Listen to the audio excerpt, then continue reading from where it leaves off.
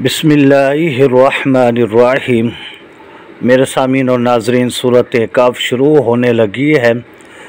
तो इस सूरत काफ का सबब नुज़ूल, शान नुज़ूल क्या है कि मुशरिकीन मक्का ने एक वफ़द भेजा था मदीना मुनव्वरा यहूदियों के पास कि मोहम्मद सल्लल्लाहु अलैहि वसल्लम ने नबूवत का दावा किया है, तो हम उसे कैसे माने कि वो नबी है, सच्चा है या झूठा है।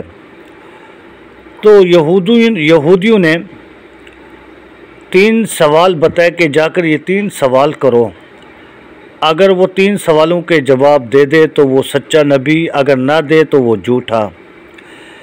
तो वो यहूदियों ने कहा कि पहला सवाल पूछना जाकर के रूह के बारे में, रूह क्या चीज़ है।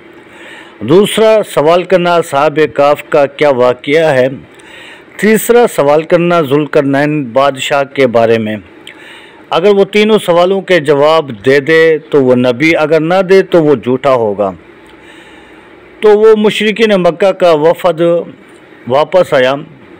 वापस आने के बाद फिर अल्लाह के नबी की खिदमत में आए, आकर 3 सवाल किए कि रूह क्या चीज़ है और असहाबे काफ का वाक़या वो क्या है, ज़ुल्करनैन बादशाह का क्या वाक़या है वो भी हमें बताएं। तो अल्लाह रब्बुल इज़्ज़त ने सूरत के अंदर उन सवालों के जवाब अता किए।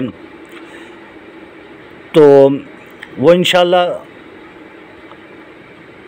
सिलसिलावार आपको इन 3 सवालों के जवाब भी मिल जाएंगे। तो अब इसका सूरत काफ की फ़जीलत क्या है। अल्लाह के पैगम्बर ने फरमाया कि जो सूरत काफ को जुम्मा के दिन पढ़ेगा तो वो दज्जाल के फितने से महफूज रहेगा। बाज़ रिवायात में आता है कि सूरत काफ की अव्वल 10 आयतें, बाज़ रिवायात में आता है कि सूरत काफ की आखिरी 10 आयतें, तो जो पढ़ेगा वो दज्जाल के फितने से महफूज रहेगा। तो हमें भी चाहिए सूरत काफ का एहतमाम किया करें जुम्मतुल मुबारक के दिन। तो इस सूरत काफ को अगर जुम्मतुल मुबारक के दिन हम पढ़ेंगे, इसका मामूल बना लेंगे, तो दज्जाल के फितने से भी महफूज रहेंगे। बस आपसे गुजारिश है कि अगर आप चैनल पर नए हों तो अपने चैनल को सब्सक्राइब कर देना। शुक्रिया। अल्लाह हाफ़िज़।